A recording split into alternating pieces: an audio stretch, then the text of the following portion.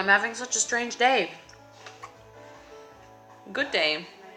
I'm in my creative castle, listening to super weird music. It's like the only CD that's here, apart from like a children's CD, which I've already heard like 10 times. So I felt maybe go to some grandpa country now. So I'm in the atelier. Actually, I'm just eating most of the time. No, that's not true. I'm being super hardworking.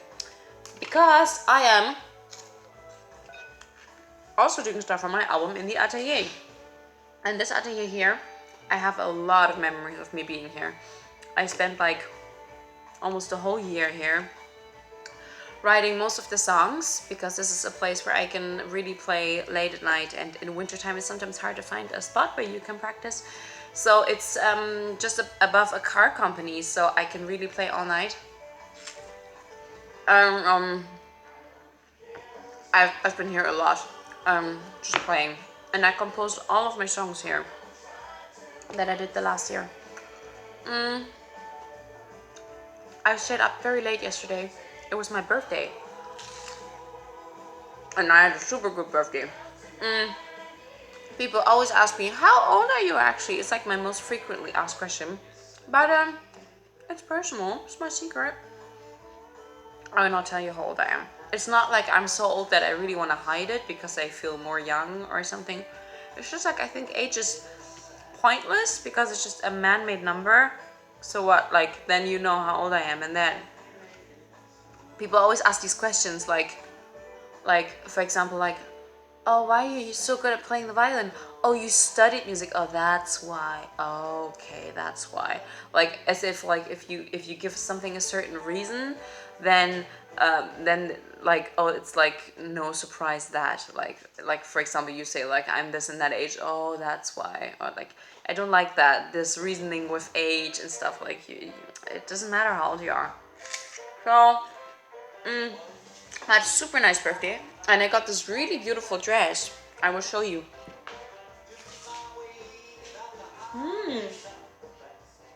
I really like it. It has this really nice cutout color, and I love it. I'm trying to not to get any paint on it because I'm painting. Why am I painting? I love painting. Actually, that's not true. I didn't know that I do. I love drawing, but I'm a super impatient person. Like, I love like little scribbles while I'm on the phone and stuff, and they look nice, I like them, but I want something to be ready like then when I do it. But some things in life don't work that way. You gotta put time, like in music, you know, you're not gonna finish a song in an hour. And yes, I'm doing my album. It's gonna be released very soon. And if you do like an album, you also got to think about artwork.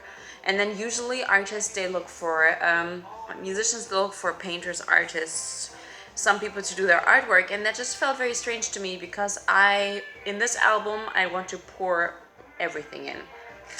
So the only reasonable thing was that I'm doing artwork myself. So I'm being so hardworking, it's incredible. I thought I would put a day in for artwork. I'm at it non-stop for about 1.5 weeks. I never put so much love and patience into something would be overdone, but into a painting. And I really love the outcome. I'm really surprised actually how I didn't know that I can paint. I just do scribbles, and I wasn't planning on it to be so detailed, but the outcome I really like. I have it right here. I'm just painting all the time. I'm here late night hours, so like 4 o'clock sometimes in the morning, just painting. But I wanted to be a total surprise for you, so I will not show you.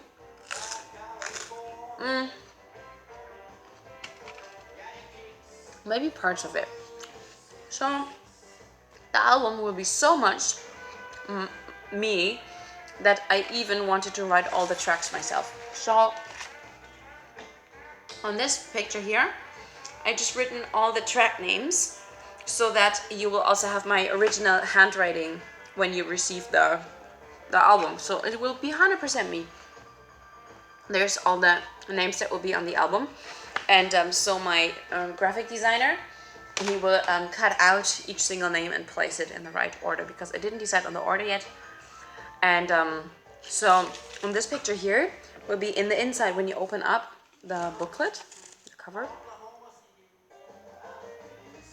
Yes, but that's not the utmost that I show you. There's gonna be a lot of hair, a lot of skirts, a lot of fabric, a lot of moo, and a lot of water and moon on it. And here on this one is really nice. This will be printed on the CD. So you see, I planned it. I'm doing everything. And on this one, there's gonna be Moo, and you can recognize her sweet little fur texture. So of course I'm drawing it like giantly, like whoopsies, like this big, and it will be condensed into like, this will be printed on the CD with like the hole in it. So you can see, but I'm not showing you everything. And this one here, on this one I already spent more than a week. This will be the, I showed you too much maybe. This will be printed on the CD. So from the CD, the cover from the front and from the back, when you open it up, it will be like one landscape. And on this one, I painted Insky Pinsky. So now for the people who don't know Insky Pinsky, I've talked about this in one of the German videos. I think I took it down also for reasons that I will share later on with you. So Insky Pinsky is a place that I made up. It's an island, a dream island, and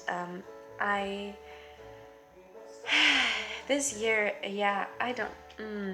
Insky Pinsky is a dream island. I'm the princess from Insky Pinsky, and it's tiny, 300 inhabitants about it, and it's all the way up in the North Cap, and it's like belongs still to Finland, kind of, although it's like its own country, but it's kind of all the way up in these Norwegian islands, you know, like tiny ones. So my dad, he's the king of Insky Pinsky, and my mom, she's a lion, so that's why my hair is so funny. And my castle is a snail house. But in this coming time, I will be actually be leaving Insky Pinsky. So the album is about leaving the place and going off to see other places and coming out of your shell, not forgetting home, but leaving home, maybe coming back. Whatever home is, in Insky Pinsky is whatever home means. Insky Pinsky is everything. And so on this picture here, the album, I tell you the name of the album, it's gonna be called South of Insky Pinsky, because Insky Pinsky is so much in the north that everything will be south from it. Wherever you go is south, and I really like south, the warmth of the sun, the feeling of the word south. So it's about leaving Insky Pinsky, it's about going south. And on this picture here that I have here, you can see Insky Pinsky, you can see my castle, you can see my parents, and you can see me leaving. I'm leaving. I'm going on an adventure. And I had quite a bit of a melancholic moment this morning, because it was my birthday. Not like I had such a special year, such a crazy year, and it's like not that I'm saying like, oh, this year has been like crazy, or it's like not that it has such an importance that it is my birthday, or it was yesterday. Actually, today is my name's day, because today is the day of the Holy Petronella, and my name is Pernilla, so it's also my name's day, which is quite funny and randomly. But like birthday is a little bit like Christmas or New Year's. You just think back what you did exactly 1 year ago, and you compare it with where you're at now. And I did that, and so much happened. I think this was maybe the craziest year of my life, maybe so far. It's really crazy. So exactly 1 year ago, I was still living in Holland, and I was just shortly before finishing my studies of music. I studied at the Artes Conservatory, and I can't believe that this is only a year ago. This is crazy because so much happened. So I studied there, and then shortly after my birthday was my graduation concert. So like if you study music, well, in Holland it is like that you play this one concert that you work towards to for 5 years or something. And this one concert is the time where you show what you've learned, and that's where you get your grade for it. And it's your bachelor's ending concert. And to be allowed to do this concert, you gotta have a lot of credit points and blah blah blah. But the actual mark, what will be your finishing of your school leaving, this will be the grade of your concert. Sorry. But it's not about so much about the grade, but more that you want to prove to yourself what you did and you want to make this good. And this is a concert that will be 100% about you. Even though you play with like a whole band, everyone will be there for you because it's your leaving concert, and every one of the band has their own song. Everyone has like a feature concert. You print all the flyers, you invite all the audience, you create all the events, you do all the advertisement. You pick all the stage decoration, you organize the sound engineer, you choose all the songs, you do everything. So when you study music, you think like, this is going to be the nicest life of my life. But because you're just about to finish your music study and the real life is starting afterwards, you fear this might be the nicest concert I will ever play. And a year ago, I did think that, because for everyone it's different, but life after music study is very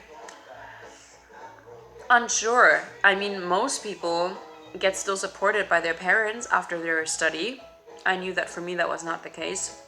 So a lot of my friends, they still do master, which is super nice. I'd love to do that, but I don't get the support. So I knew like this was the last moment of me still being kid because I got financial support.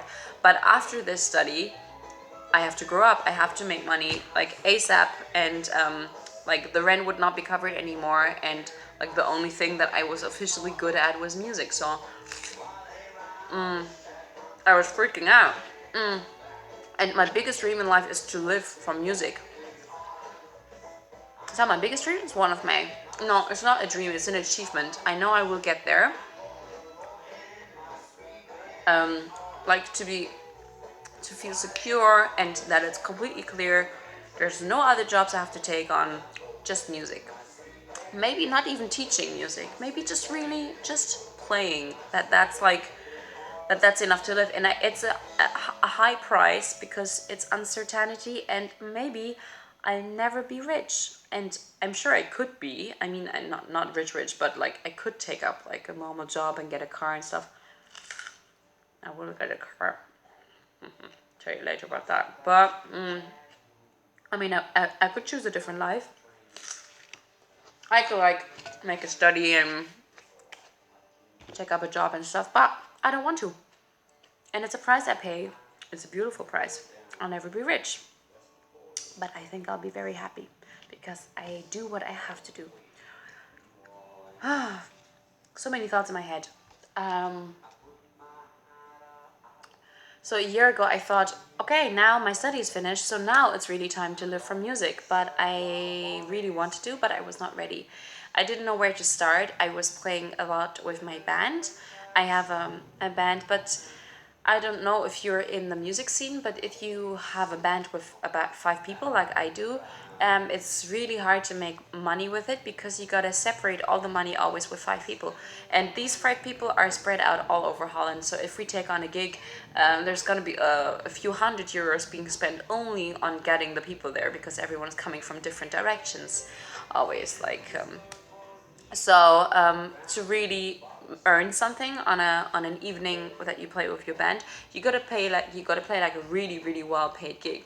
It's not gonna be like a fun kind of bar, birthday party kind of thing, or maybe a concert that you like. It's gonna be like a corporate thing. That's the only thing when you can make money with the band, because by 5 is like a, just calculate, it's a huge amount. Nobody pays that.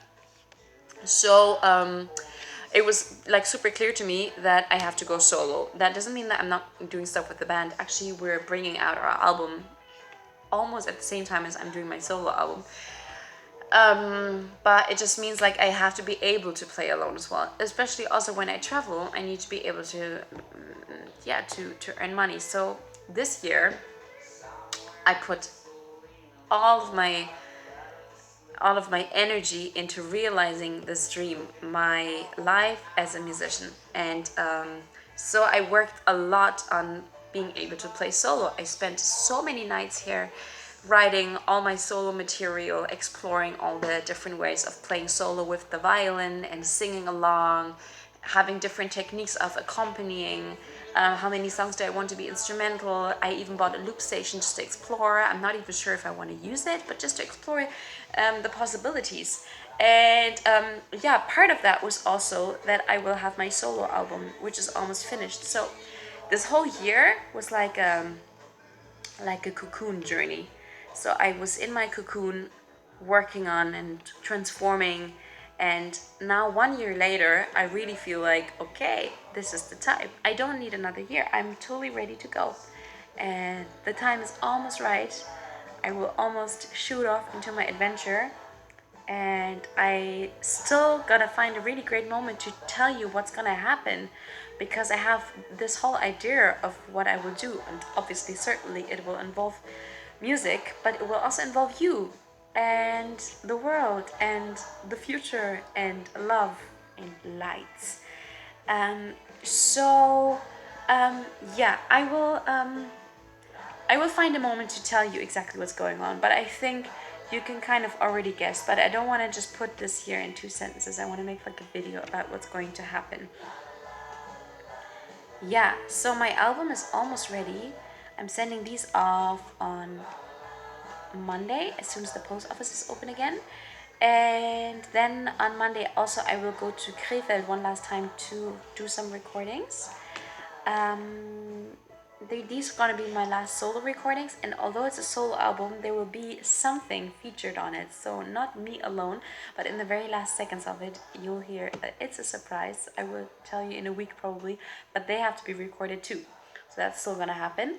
And then we are starting the pre-sale. So I will also tell you in a different video, but if you feel like you wanna have this album and you want to help us co-create, because it costs a lot of money to go in the printing of the album, and it's all money that you invest. You're gonna get it back later on, but it's a scary amount, first of all, because you never know how much you're actually gonna sell and things. So with this pre-sale, it gives us the possibility to take that money from the sales and put it right into the printing, and not have this huge minus and then getting plus like over time. You know what I mean? Like, so it's co-creation. It helps us to make this possible and make this a little bit less painful, this whole money paying process. So there will be a pre-sale. You will get the album. You will have it sent to you a little bit earlier than they will be officially out, but you also get a very handmade thing super early, and I'm not telling you yet what that is, but it's super nice and exclusive, and you will be the only one receiving it if you want to participate in the pre-sale. So I will make an album about it, but a whole video about it. But if you're already interested in the pre-sale, you can just write your email address underneath this this video, or you can write it to me in a private message. Then I put you on the list for the pre-sale, and then you get the super handmade thing, which involves my artwork. So you'll be the first one seeing the outcome of this artwork. So now I think I really rambled enough. Well, there is still so many things to say, but I feel like it's a good moment to round off this video. Please, if you've got any questions or you want me to specify on anything, just let me know, and I'd love to do a video on it at any moment. So if you want to know about anything, but I think I did quite a good round off. And now it's time to take some brown. Why? For me, use brown. Oh my god, I tell you, one last thing that happened to me, which was quite horrible. So here in this atelier, I have a key, and when I'm done being here, I just throw it in the letterbox after locking everything. So it's just an atelier, there's nobody living here. And it works like that. And I was painting here till like really late. And it was like 4 or 5 in the morning. I was really done and I was super tired. So I leave the atelier I walk down the dark staircase. I go onto the dark parking lot. I lock the door. I throw the key in the letterbox. I'm so ready to go home and still cook something and go to sleep because I'm so outworn from all the process of painting all the time. And I want to leave. I put my bag on my shoulder. I want to leave. I say like, come on me, come little dog. And I hear nothing, no steps behind me. I'm like, what the hell? Where is Moo? So I think like maybe she found, maybe she found something to eat because she's like a street dog, so she really likes food. And if she found something to eat, like a pizza somewhere on this parking lot or something, she's not gonna come when I call her. She's only gonna come when she finished all of the pizza. I know my dog. So I thought like, oh, she's probably on the parking lot somewhere just eating something. So I call her a little bit more angry. I'm like, Moo, come on, I want to go. I'm walking up and down like the whole parking lot thing. Just cannot find her. I'm like, oh, come on, where is this dog? And then it hits me. I'm like, oh my God, I didn't lock her up, did I? I didn't lock her into the atelier and threw the key in the letterbox. But like I opened the letterbox thing, I'm like, are you there? I hear nothing. But my dog, she like hardly speaks. So I'm thinking, I don't know, she might be in there or she might not be. Like, and I don't know. So I think like, fuck, what am I doing if she's in there? Then am I just gonna go home? Like it was too late to call anybody, and the lady who owned the atelier, she was fast asleep already. It's like 4 a.m. So I thought like, oh, and then I have to go home and sleep alone and cry a little bit because I never slept without her.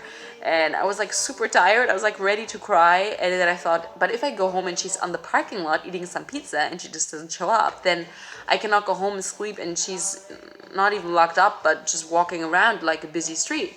So I was like stressing out and just walking around and calling her for like an hour. And then I'm like, into the letterbox, if you're there, just give a sign. And I heard like, and I know, oh no, I locked her up. So I was like ready to curl up in front of the door and sleep there. I was like, totally ready for it. I felt so bad. But I squeezed my hand through the letterbox and I could just about get the key and open the door and get me out. What a night. What a night. And then I went home, and when I was at the place where I'm staying, I was trying to get the key out of my bag. I was so tired. I was so grateful Moo was with me, but I was so done with the day. So I take my bag from my shoulder. I want to find my key. I press it against the wall, digging for the key. I'm like tired. I want to go in. And I pressed it against all doorbells. So the whole house was ringing, all the doorbells everywhere, because I pressed my bag against all of the doorbells, and the light goes on everywhere, dogs barking. I'm like, oh my God, what did I do? So I run off into the park. Me and me were just, oh my God, I had such a crazy night. So we were just sitting in the park, and I'm just sending like a speaking message to my friend on WhatsApp. I'm like, hey, I just woke up the whole house, like all these doorbells, I just rang them. And he was like, why? What are you doing? Where are you now? Are you inside? I was like, no, I didn't dare to. I'm in the park now. I'm hiding. I just need everybody to go back to sleep. So he called me and we were just laughing a little bit on the phone because I'm like so chaotic. And I told him the story about Moo in the atelier, like just like 5 minutes ago and stuff. And yeah, what a night. So after like 20 minutes, I think everyone went back to sleep. So I dared to go back and like really silently open the door and walk up and not even put on any light, just because I was paranoid. Yeah, I am a mess. I'm chaotic, guys, seriously. But it's kind of fun to be like that. So after sharing that little story with you, I think it's a really good moment to round off the video. If you've got any questions about anything, tell me. I will speak about it. And I wish you a beautiful day. It's super hot. Don't forget to drink enough and just enjoy the southern feeling. Enjoy the ride and have a nice day.